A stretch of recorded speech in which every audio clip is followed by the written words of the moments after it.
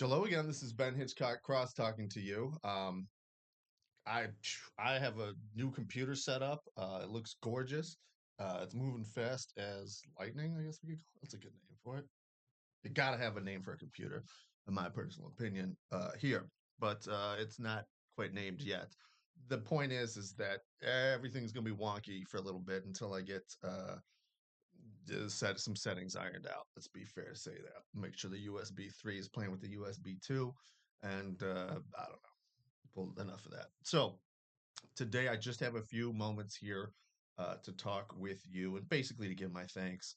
Um, we're in the midst of one of the greatest conspiracies of all time against the working day. That is the Parent Teacher Conference. So, just kidding. We're going to go out to the clouds and we're going to ride some ATVs, I think. We have a good time. It's effing gorgeous out and a little bit blustery, but what do you expect when it's 70 degrees in the last day, almost penultimate day of October? There you go. Um, and if you didn't know, October is about as good as it gets for yours truly.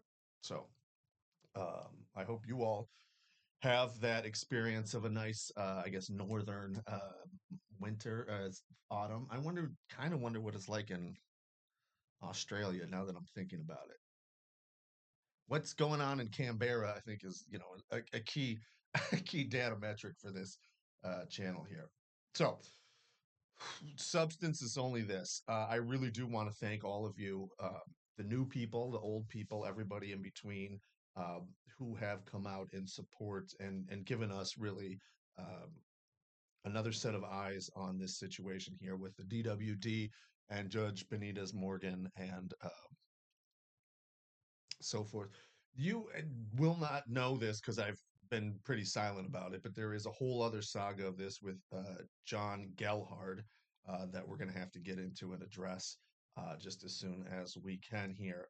Um, so we're at a bit of a crossroads. We do have more stuff, and I guess part of the question that I want to ask you all is, do you want me to start going through more of the motions and the background in this case that's going to sort of lead up to this? I'd be happy to read out a lot of this Benitez Morgan's decisions if you would like. I think I'm going to need some comments about that in order to push me to do that there. Um, you can only read them so many times here. And that I would say is, I think that I want to be clear. The position now is that they have recused, and when I say they, it's a whole combination of forces. And I think that's what more than anything we have proven here by this video, that which we already, knew theoretically, but now have the proof that the entire Department of Workforce Development is working against my clients. And I mean, so far we've got implicated um, Matt White, the head of the investigations. So how are we going to get our claims investigated fairly going forward? Not clear on that. Who's an attorney, by the way? Um, we've got implicated Benitez Morgan, a judge, and Carlson, another judge. And Carlson, again, he should have told us, and he should not have said that he didn't know anything about it when asked. That I think is his grievous error there.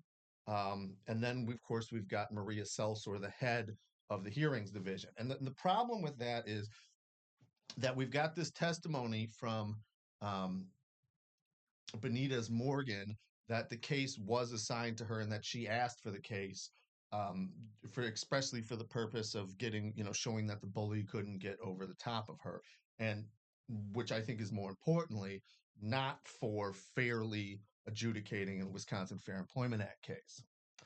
And that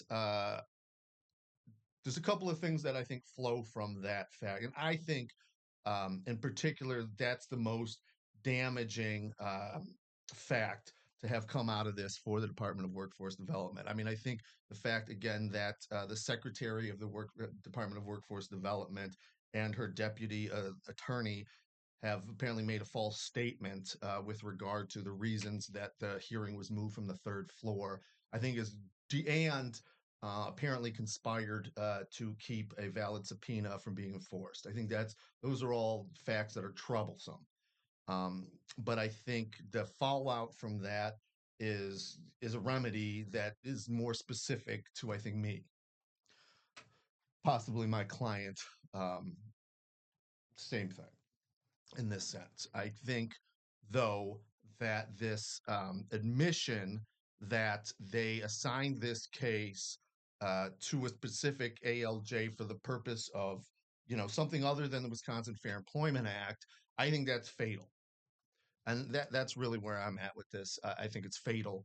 I don't see how the department, these employees, really can continue um, with the recording that's out there with Matt White. I don't know how anybody could expect. I don't know how I could expect, or any of my clients could expect, to get a fair investigation when Matt White supervises. I don't know how we can expect to ever have a fair hearing when the admission is that the person who assigns the hearings does so based on bias, and that the judges ask for that based on bias. And again, this is particularly troubling because both Maria Celsor and the judges have said that that's not happening, and that's a big problem because it obviously is happening. So, something must be done because again, Maria Celsor is an attorney. Uh, Benitez Morgan is an attorney, and Carlson is an attorney. Ramona Natera, their supervisor, who also apparently had play in both the location and the security and also the assigning of the case, um, did so apparently based on the testimony of Benitez Morgan, who apparently is a close friend of Ramona Natera, that they did so for reasons of bias and not, as any more importantly, to fairly hear a Wisconsin Fair Employment Act hearing. So that's really the problem here, is that at no stage at the Equal Rights Division can anybody who is a claimant, a complainant, the worker, be assured that there's not bias. And that's really what the problem is going forward. I'm kind of shocked that they're all I'm not shocked. I'm chagrined that they're continuing to put their heads in the sand and pretend like this is not a problem here, because who could expect to have a fair investigation when Matt White is working to have people arrested? Be more clear. Complainants' attorneys whose free speech that he doesn't like um, is being arrested. And let's be clear again, Matt White has been the target of Democratic criticism from Deliberate Indifference Wisconsin, particularly for his denial of the Jeremiah Holiday complaint when Debbie Keither asked him for that record uh, by public records law. So that's kind of how he got himself in there, because of that conduct, we democratically criticized him, and then full of lies, full of lies. Yeah, he knows all that because again, it's a little bit rich for them to say one thing in private, another thing in public, and then to accuse my work of being full of lies. And it's for two reasons. Number one, just for the hypocrisy, right? That's pretty obvious. But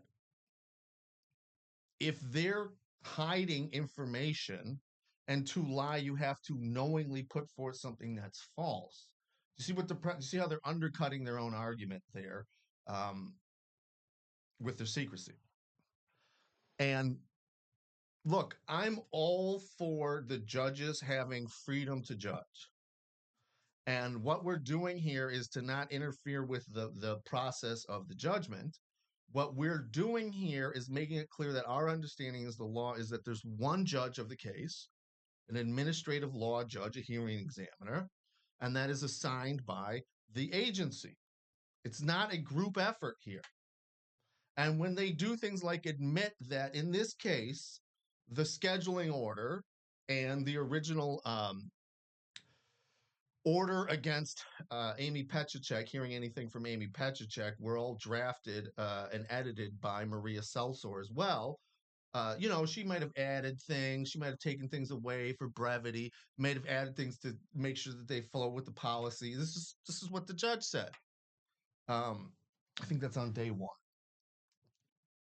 So it's problematic from all levels. And I think that we've had all these different touch points here, but now we really have. I mean, Benitez Morgan has fundamentally undermined the credibility of the Wisconsin state of Wisconsin, certainly, and its Department of Workforce Development, and by certainly its Equal Rights Division. I mean, again, it's not clear how in Wisconsin anybody filing a complaint can believe that their complaint is going to be fairly investigated, even if they're represented by me or not.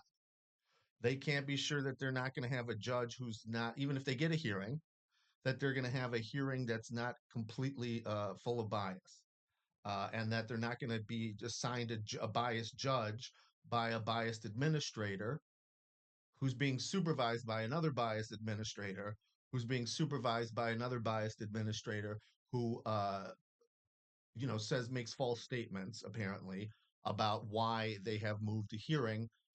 Again, they don't want to. The real reason apparently is they don't want to run into me.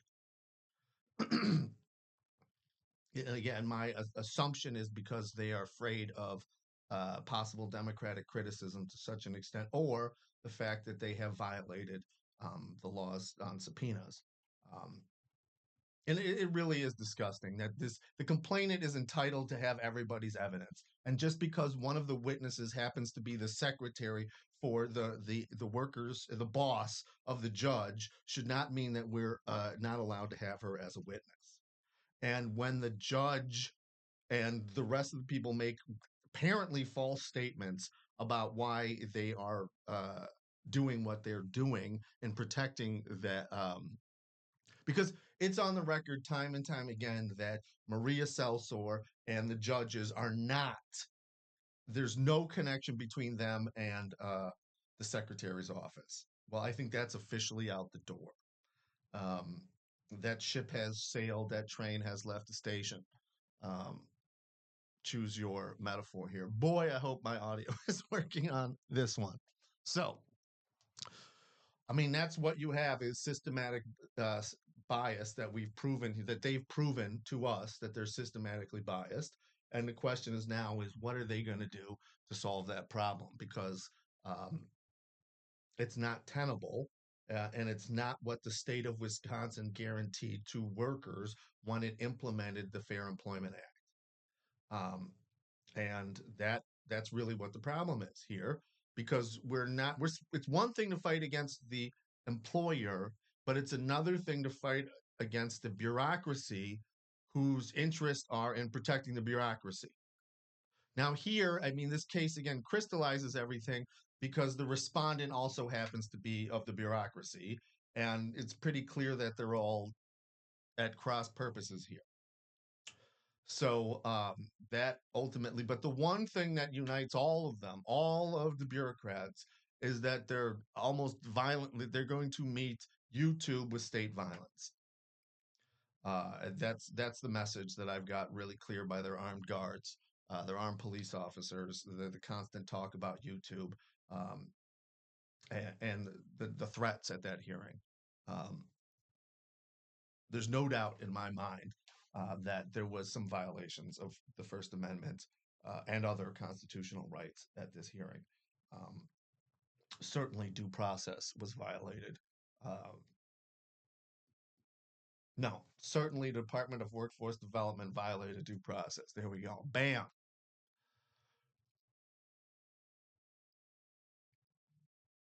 Yeah. So my things don't work, but we could go boo ba doo ba doo doo ba doo doo ba doo doo. Hey, thanks for sticking with us.